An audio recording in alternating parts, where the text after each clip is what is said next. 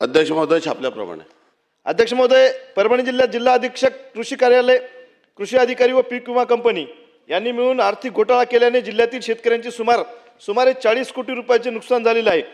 जिल्ह्यात सोयाबीन पिकाचा विमा वितरित झाला आहे, परंतु परभणी जिल्ह्यामध्ये त्याचे वाटप अपूर्ण आहे. जिल्हा अधीक्षक कृषी कार्यालय, तालुका कृषी अधिकारी, महसूल अधिकारी व कृषी विभागाचे कनिष्ठ कर्मचारी यांना पावसाने ओले झालेले सोयाबीनचे ड्रायवेट घेण्यासाठी आदेशित केले. त्याप्रमाणे प्रयोग करणे गरजेचे असताना त्यांनी वेगळा रेशो लावून डेटा आयुक्तालयाचा सादर केला आहे. त्यामुळे केंद्राच्या गाईडलाईन प्रमाणे आधार नाही म्हणून पीक विमा मिळालेला नाही. माझे या संदर्भामध्ये स्पेसिफिक प्रश्न असे आहेत की मागील वर्षीप्रमाणे याही वर्षी परभणी जिल्ह्यातील 17 महसूल मंडळातील सोयाबीन पीक कापणी प्रयोगावर विमा कंपनीने आक्षेप दाखल केले आहेत का? ते आक्षेप निकाली काढण्यासाठी कृषी आयुक्तालय पुणे यांच्या स्तरावर कोणती कारवाई करण्यात येत आहे? दुसरा प्रश्न असा आहे, पीक विमा कंपनीस फायदा व्हावा यासाठी पीक कापणी प्रयोगामध्ये उत्पादन जास्तीचे आले आहे असे दिसावे म्हणून जिल्हा कृषी अधीक्षक यांनी ओल्या सोयाबीनचे उत्पादन दाखवत शेतकऱ्यांना 40 कोटी रुपयाचे नुकसान केल्याबद्दल आमदार राजेश विटेकर व रत्नाकरराव गुठे आणि राहुल पाटील यांनी 13 मे 2026 रोजीच्या बैठकीत त्यांना निलंबित करण्यात यावे अशी मागणी माननीय कृषी मंत्री यांच्याकडे केली होती का?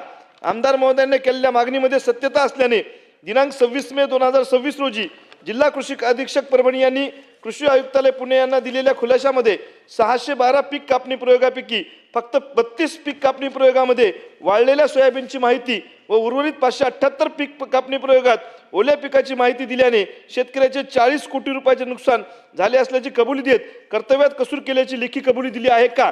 शेतकऱ्यांचे नुकसान व पीक विमा कंपनी सह स्वतःचा आर्थिक फायदा व्हावा यासाठी खोटे सोयीस्कर दस्तऐवज तयार करणाऱ्या तसेच आमदार महोदयांनी बैठकीत वरील घोटाळ्यात उघडकीस आणला असल्याने नाईलाजाने खुलासा देत शेतकऱ्यांचे 40 कोटी रुपयाचे नुकसान करत पीक कापणीची माहिती व उर्वरित 578 पीक कापणी प्रयोगात ओल्या पिकाची माहिती दिल्याने शेतकऱ्याचे 40 कोटी रुपयाचे नुकसान झाले असल्याची कबुली देत कर्तव्यात कसूर केल्याची लेखी कबुली दिली आहे का?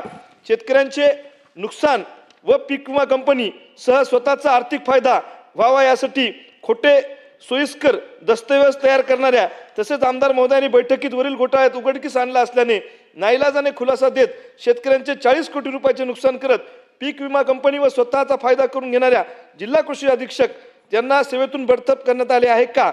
संगनमताने घोटाळा करणाऱ्या संबंधित पीक विमा कंपनी विरोधात कोणती कारवाई करण्यात येईल? तसेच कापूस पिकाच्या नुकसानीसाठी कापसाची किती वेळा वेचणी झाली हे निकष लावून नुकसान भरपाई निश्चित करण्यात येते का? आणि